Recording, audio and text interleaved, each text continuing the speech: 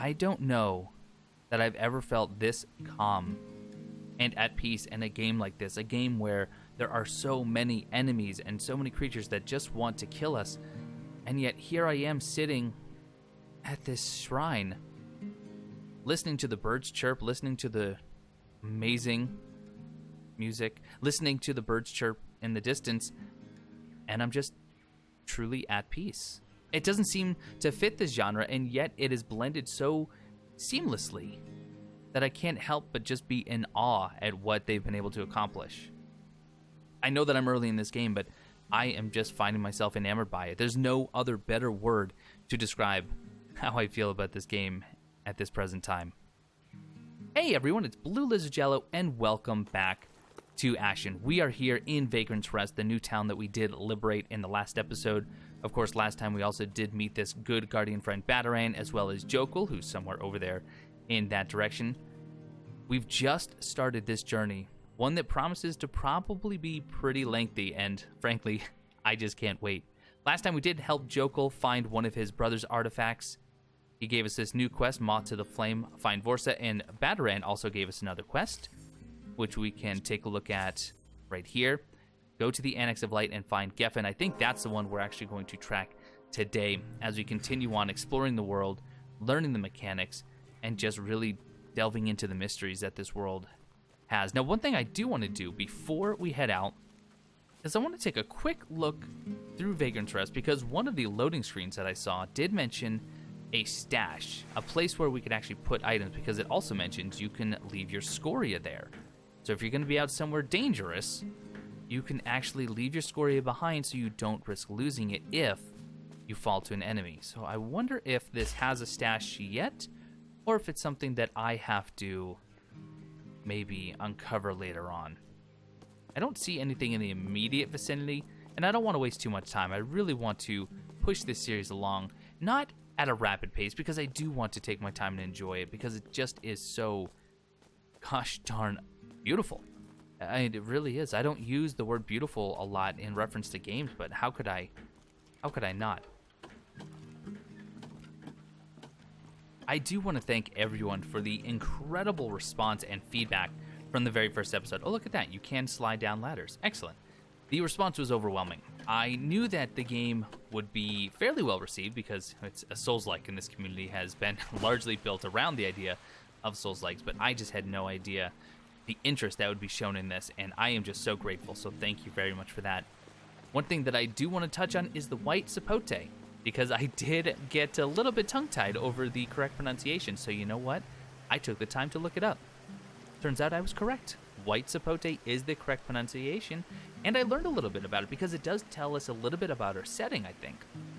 The white sapote, it's a real fruit, and it's a member of the citrus family, Rutaceae, which is kind of interesting. I didn't think it looked too much like a citrus, but it is also native to Mexico and Central America.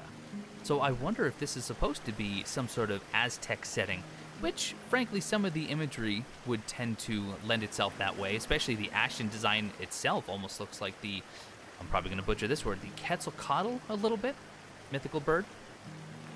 Over here we have a small scoria stash, excellent.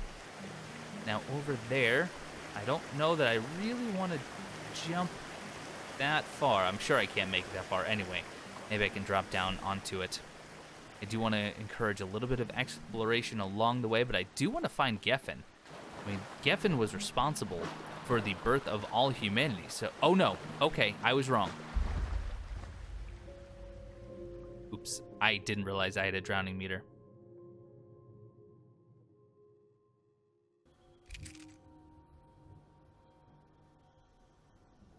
Interesting.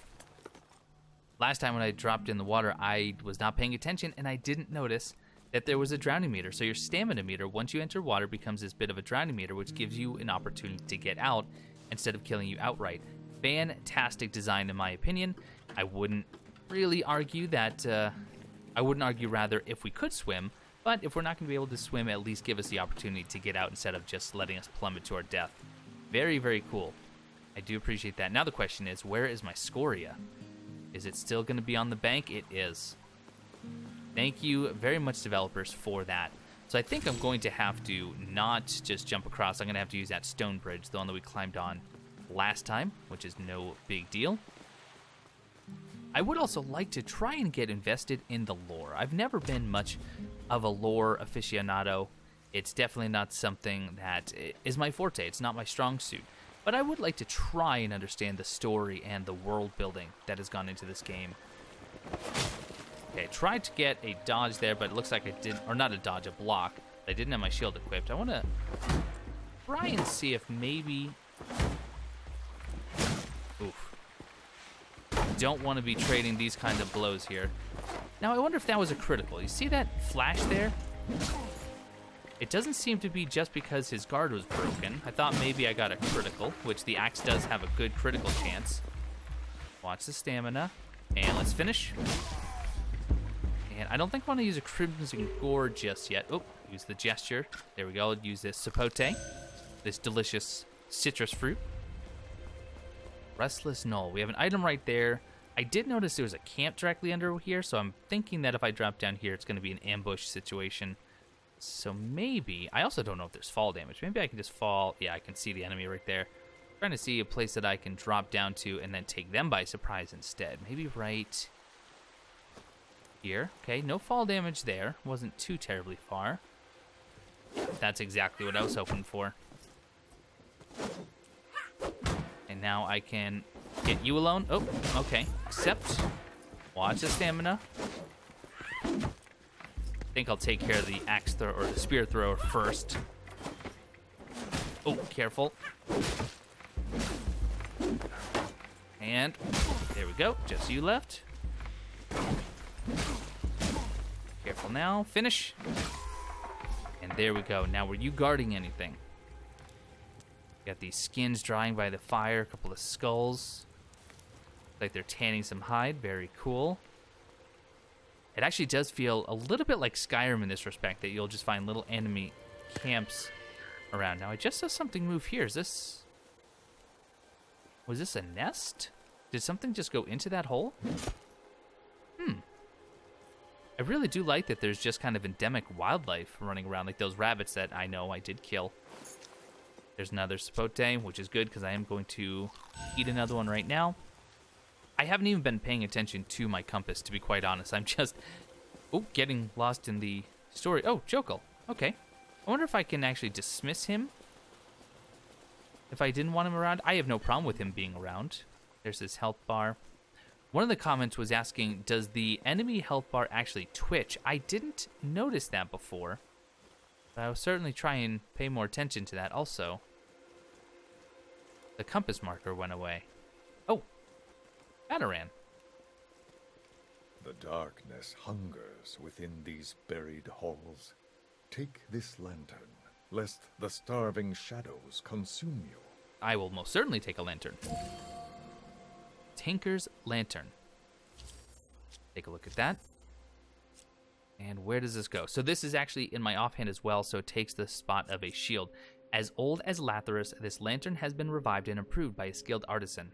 Lokir states, stale designs can benefit from fresh thinking. Alright, doesn't look like I have to worry about any oil. I appreciate that. To walk alone into darkness is to walk in the company of death. Right. No. One more map marker. Let's see if we can actually check the map. It looks like it's actually right in front of me. How much can I zoom in is the question. Not very much. Not very much at all. Alright, let's see. Oh, is it the rabbit's burrow? It is. Oh, I love that. No, looks like we were in the right spot. It probably was a door I could have just gone right into. And I just wasn't paying attention. Is that the case? No, maybe I climbed to the side? Oh, there we go. There is a door. You'll need assistance. Oh, I love it. I love that this is built around partnership. They mentioned it was really about relationships, and just the fact that you have to engage in cooperation like this, even if it's just with an NPC, I think is a great idea.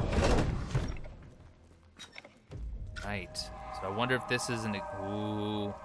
The Annex of Light. I wonder if this is an example of a dungeon.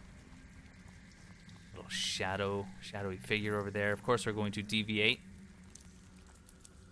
Drink sap. Okay, so our crimson gourd is filled with sap. I'm assuming this just tops my health up. Sure it does. Oh, and it refills your gourd. Okay, I probably should have saved that. I'm assuming it's now, yeah, it's now empty. I wonder what's draining into that fills up that little basin. What do we have hiding around here, though? I don't know if I should be breaking all these or not. Oh, really? Just a dead end. Okay. Still, a lot of really cool scenery to see. Taking it slowly, this is where that figure went. I don't know if it's friend or foe, or just kind of a guiding spirit. I just placed my lantern. I didn't even mean to do that, but that is really cool. So if you want to have your shield, you can place your lantern and still have the area lit up. Great design. Okay, so I need to get a bare hand again to pick it up. Oh, right, poison. Okay, so tell you what, why don't I place this? There we are. Get my shield out. And thanks to Jokul, we took him out very, very quickly. That shadowy figure seems to suggest we need to drop down, as does Jokul's jumping body. So I can't, I can pick this up with my shield equipped, right. Wasn't sure if I would be able to. What's down this way, though? In these types of games, I always like to go in the direction I don't believe they want me to. And since that shadowy figure is over there... Oh, heavens, okay. I can still roll with my lantern. You're pretty weak. Or Jokul is just really strong. Maybe a little bit of column A, a little column B. Maybe I just came down for this treasure. What do we get? One single white sapote. That can't be it. Nope, looks like it definitely continues. Oh, more sap? Wow. Pretty liberal with the health regenerative items. But it does seem that maybe that was the correct way. I don't know. Is that more sap? No. What do we have over here? Another apple cricket for that stamina regen. We'll have to practice that or use that once we get up against more of a difficult enemy. Well, I'm going to continue this way because that drop may have been a one-way. Oh. What are you showing me? What are you pointing at? Oh, heavens. I don't know why I just did that. I approached here, and the skeleton that was in there just kind of disappeared in a very loud and abrupt manner. I don't know if that's part of a key. Look at all those ropes. That is some heavy-duty rope action. Okay. Tell you what, I am going to backtrack now. That is a bigger drop than the one I saw, so you'll have to excuse me. I want to see and do everything I can. Now, what did... I swear... Oh, it just says climb up. I was curious why there was another button prompt. Oops, sorry about all the pottery. It really was beautiful. Sorry. I feel a little bit like Link right now, searching for rupees. But so far... Whoa! Aha! I should have just dropped down and grabbed this item. Speckled mushroom slowly regenerates a good amount of your health. Ah, okay, so a health regen item. This time, health regain over time. A speckled mushroom has been a staple food since the early days of darkness. Sweet and crisp, they are a tasty and restorative snack. Life passes from one form to the next in an everlasting feast. From Gefn, the one that we are trying to find. Just a word of caution. I love mushrooms. I have studied entomology a little bit. I do like foraging for mushrooms, and never ever eat a mushroom unless you're 100% of its identification, and chances are you have to cook it first, because even some safe mushrooms aren't safe until you eat them. And this has been Entomology with Blue. Da-dun-dun. Okay, now, can I climb down the rope? Because that would seem a little bit safer. No? All right. I'm thinking maybe there's no fall damage. There's the shadowy figure. We have these channels running into the center. Let's kind of avoid the shadowy figure and that one item, run around the outskirts. More sap. Very, very liberal. Very liberal. Okay, so far nothing. Just another speckled mushroom. What just happened? Where did you even come from? Oh, you're a boss. Ukkoto. Ukkoto. Tell you what, I think... Oh, I bet I have to use my lantern to uncover him. I absolutely do. You can't see him without your lantern. That is just too cool. He does not take a lot of damage. Luckily, he doesn't do too much to me. Too much to me. I wonder if maybe this is the time for a cricket.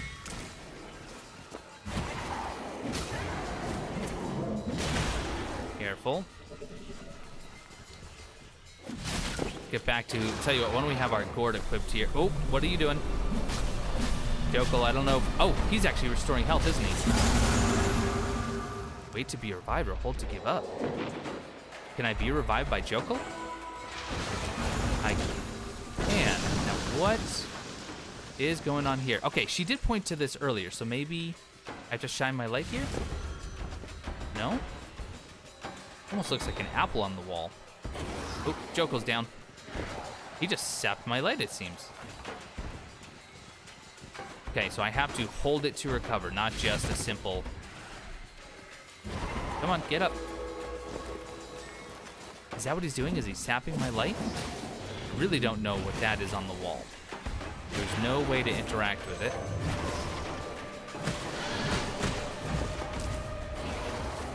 So far, the one, not really concern, not even an issue, but the one kind of idiosyncrasy that I don't know that I love is that when you start sprinting, you automatically disengage with the locked target. Oh, he's doing this. What does that mean, though? Do we have to get behind a pillar? Is he going to do that explosion? Or do we just have to draw him out by going up to that hole? Uh-oh.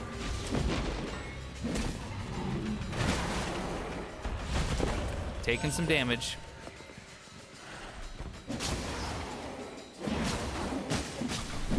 Good damage there.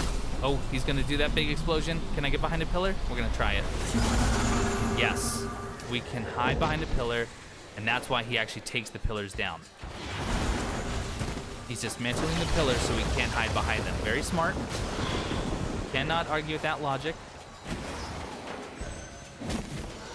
I would like to get a nice, good charge attack.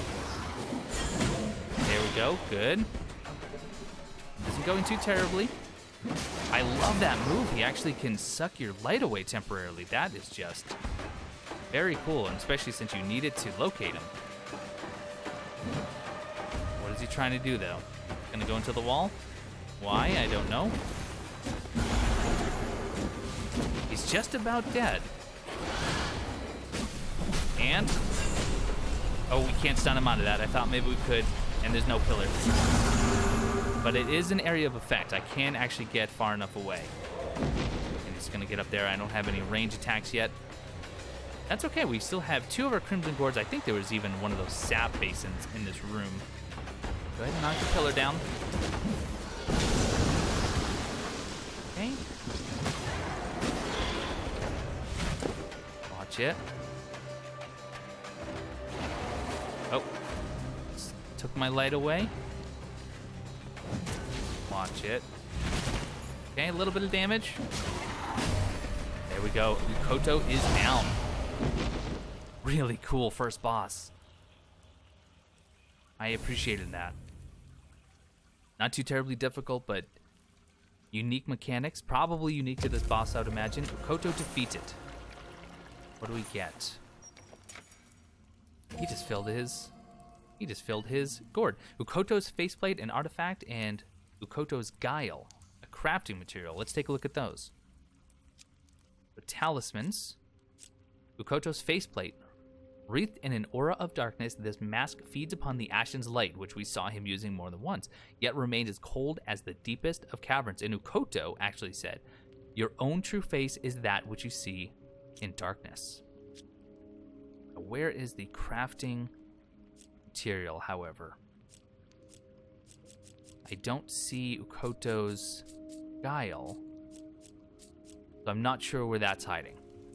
I'm not sure. We'll have to look at that just as soon as we can. I think I will top off. Can't hurt. There we are. Health restored. Now, where do we proceed? Is there something in the center here? No. We drop down in here. I guess this is the door. Nicely lit up just because of the lines in the door. Gives you a good sense of direction. It's the simple things. Ooh. Look at these. Almost look like ghost crabs. Like giant spider crabs living... Oh, they just crumble as I walk over them. But giant spider crabs living in the depths that don't have any pigment. But really, I think these are just the exoskeletons. Oh, I wish I had been facing forward for that creature. There is the waypoint right up there. Let's see what else can be discovered, though. Nice hidden item back here. Anything good?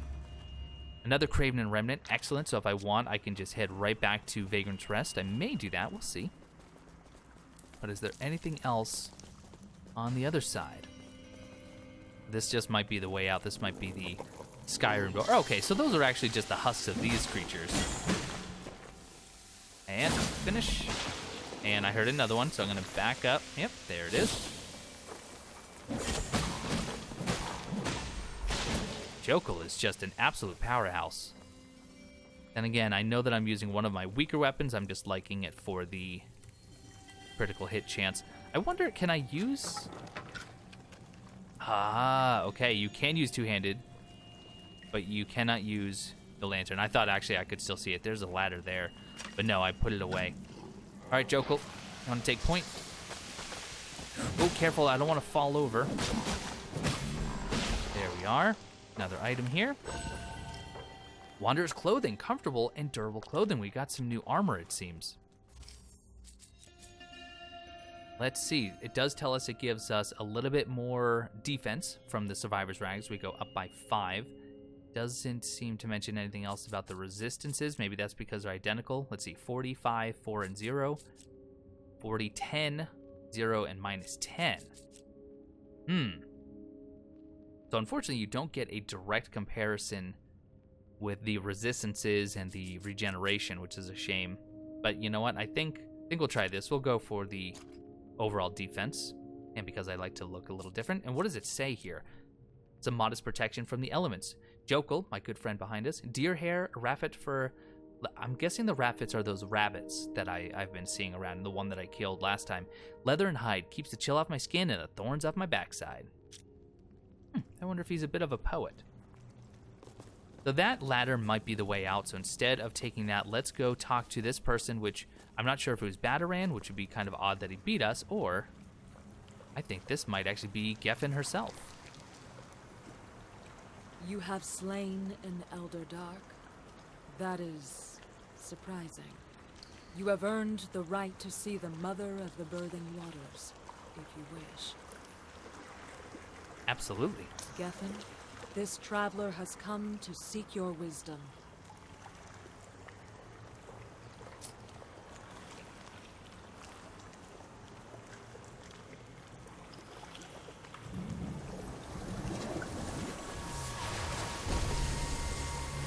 Wow. Just wow. She has a face.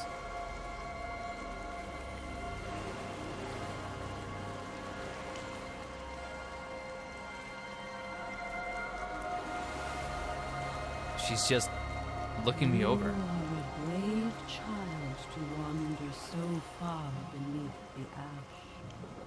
The Ashen is reborn, and the remaining Elder Dark will seek its end. To prevent this doom, you must seek out the heart of Lathyrus. The heart was crafted long ago, when listener and human were united in hope. It captured and focused the light of the Ashen, and allowed them to commune with it. When the Ashen died, human and listener blamed each other. War raged as darkness fell. Matriarch Amiren sundered the heart and took the listener half to protect her people. If you wish to protect the Ashen from the Elder Dark, you must recover the broken heart. To help you in your quest, I give to you this echo.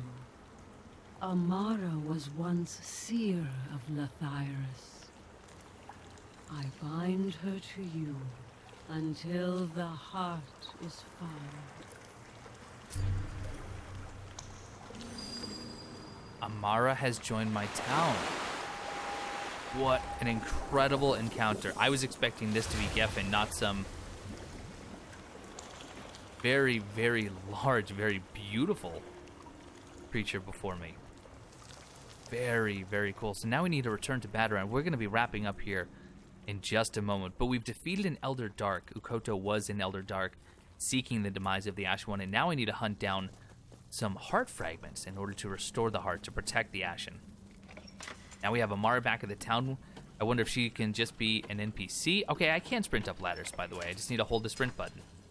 Not sure why I didn't get that right the last time, but Amara's joined the town, so she's either going to be an NPC compatriot, or maybe just a merchant of some sort, or maybe some sort of someone who can help me craft, or things of that nature. I'm not sure. Another Craven remnant, so it's really suggesting here that all I need to do is use one of those and I can go back, which we very well may, but first, if Batarang's just outside, might as well save that item, since they are actually a little bit expensive. Ah, so this right here was previously closed and now it's been opened up. Very nice. So very much like the Skyrim doors that we're used to if you're playing Skyrim. Is Batarang out here? No. Batarang is not. So tell you what, why don't we actually try out one of those Craven remnants? Let's see, do I need to actually equip it, I'm assuming? Let's see. Yes. Okay. I could have used with more of a hotbar. It looks like maybe there's one other to either unlock, or perhaps that's another consumable. But we will see that when we get there. I will kind of just want to see, what does the animation look like for using a Craven remnant?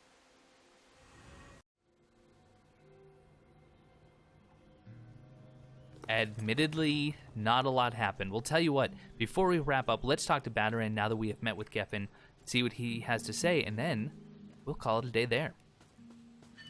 You claimed a reward from your battle in the Annex. However, I sense a great darkness within it. May I see it?